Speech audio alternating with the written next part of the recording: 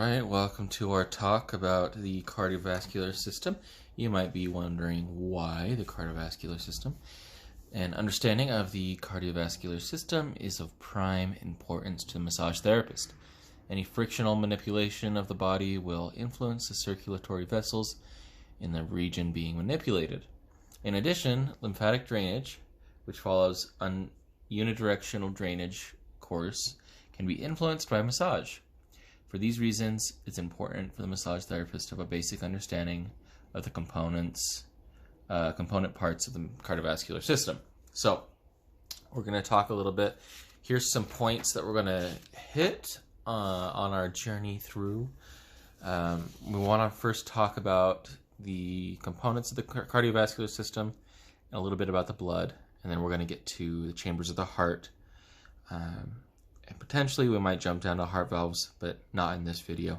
So let's talk about the blood. We have, or components of the cardiovascular system. We have four different, I guess you could say, types of these parts, or all of them are made of a little bit of different cells. Sorry, I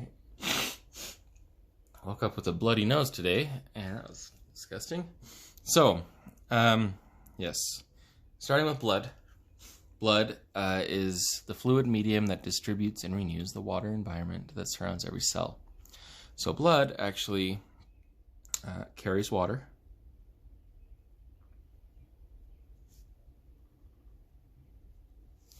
It also carries nutrients.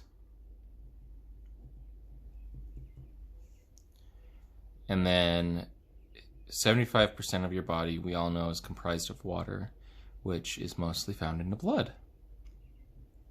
So, blood is very, very important, if you know what I'm talking about. The second is the heart, which is your muscular pump. And it never gets a break, so it's really strong. And it has to have some thick walls, and we're going to talk about that today. Potentially in a different video, though, because this video might be short. Vessels form an irrigation network that distributes the blood to the tissues of the body. So we can say transport tubes. Transport tubes. You have arteries, which are going to send the blood away from the heart, and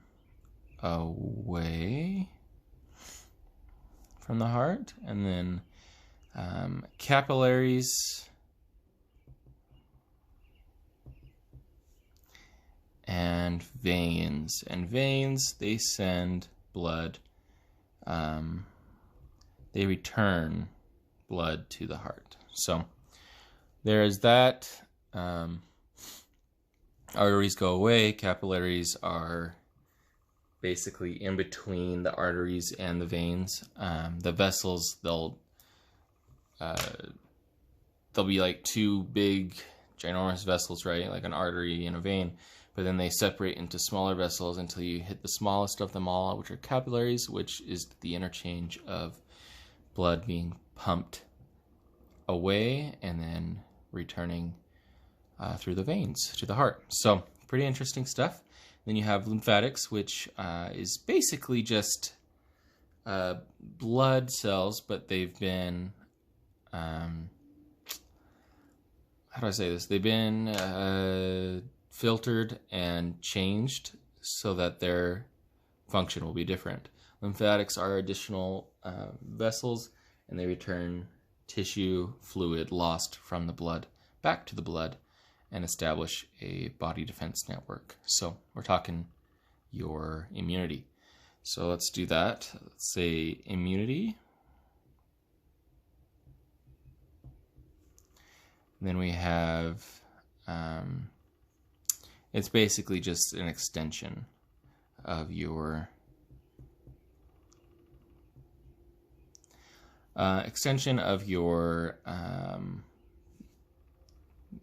what do you say? Your blood vessels, extension of your blood system, I guess. All four of these are obviously the components of the cardiovascular system. Pretty important stuff. Oh man, you can see the blood on my finger. Gross. You guys, you know too much about me. I'm gonna stop being gross. But we're gonna jump down into this next category here. Blood. We're talking about blood. I didn't even put those two together. You guys are probably like, well, duh. Blood is a connective tissue, and I don't know that we've learned that, but I think we did.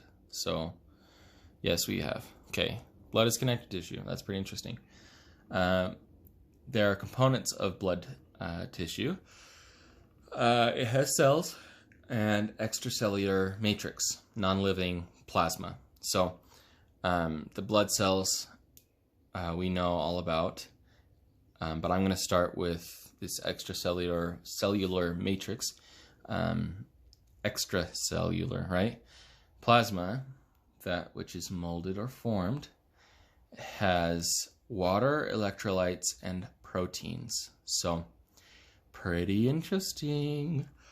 Water is the transport medium of this fluid. So let's write that down. Water. Extracellular matrix. I guess we could do this. It's plasma.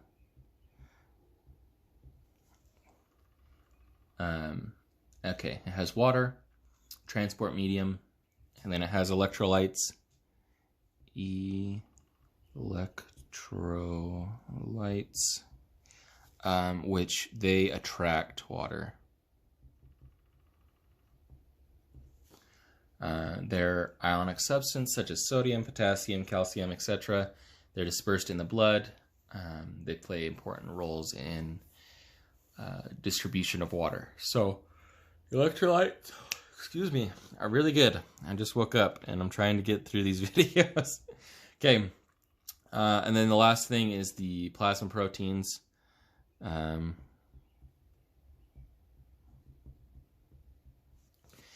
And they, the proteins are, let me see if I can read my notes here. Plasma proteins comprise 3 categories of proteins that exert the osmosis effect. That is the important distribution of water solution between the plasma and the interstitial fluid. Okay, so I'm going to list the 3 plasma proteins. Are we focused here? Sorry, this video is like not exciting. And it's getting jiggly up in here. But I'm gonna write these down here. Okay, first one would be albumins.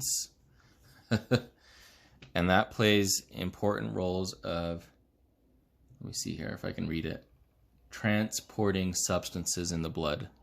Transporting substance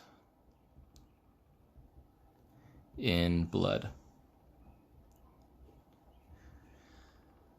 Okay. The next one is going to be, let me just write it underneath here. That's, I'm going to say, this is how you pronounce it. I don't know. Globulin. Globulin. Alpha and beta globulins function as transport molecules and clotting factor.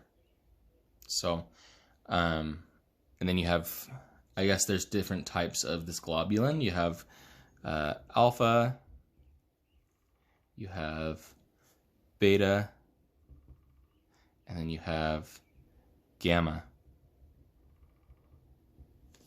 And all of those do different things. Alpha and beta. Beta are, alpha is transport, beta is clotting, and gamma is the antibodies of the body defense system. So, very important. So we can say immunity or antibodies The beta is, did we say this? Clotting factors. And the alpha is transport. All of those really important things, right? And then one more plasma protein, I think, which is, if I can pronounce this, fibrinogen. Whoa, powerful. Plays an important role in clotting mechanism. So this also does clotting. Pretty important stuff.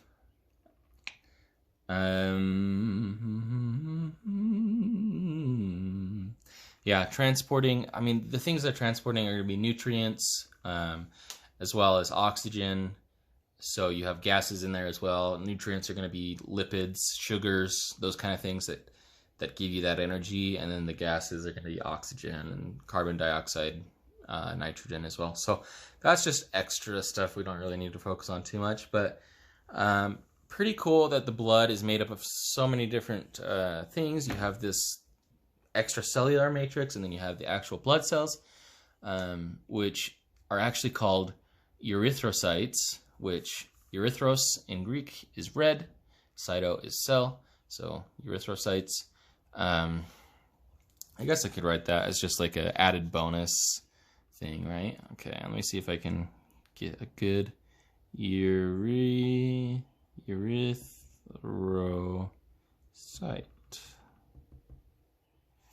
Erythrocytes. I put 4 prongs on that E right there. That was weird.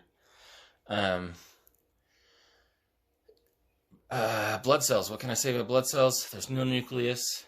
They are biconcave, which gives it more surface area to transport, and you get new blood cells every 30 days. So I'm going to say new cells 30 days. I'm going to say no nucleus. Nucleus. And then biconcave, that's just the shape of the cell. So you can draw a picture of what that would look like. It just gives it more surface area to actually carry stuff with it. And then, let's see here. You have another, so you have erythrocytes in your blood cells, or I guess your blood cells, right? Erythrocytes, and then you have thrombocytes, which are your platelets responsible for clotting the blood. And then you have leukocytes, which are your white blood cells, and that helps with immunity. So, erythrocytes, I'm going to see if I can fit all of these in here. Thrombocytes and leukocytes. Obviously, leukocytes, you guys have probably heard that before, like leukemia. Leukemia is where your body is producing terrible white blood cells, which don't do their job. Thrombocytes, you've heard of like people with hemophilia. They don't clot, and so getting cut or scraped is really bad for them because they'll just bleed out. But these are some of the things I want to talk about in this video today. Just a little bit about the blood. We have the 4 components. Remember those: blood, heart, vessels, lymphatics. And then in the blood, you have your extracellular matrix, which is plasma, and then your cells, which are your erythrocytes, your thrombocytes, and your leukocytes. All that stuff is going to be good for you guys to know. And I'll see you guys in the next video.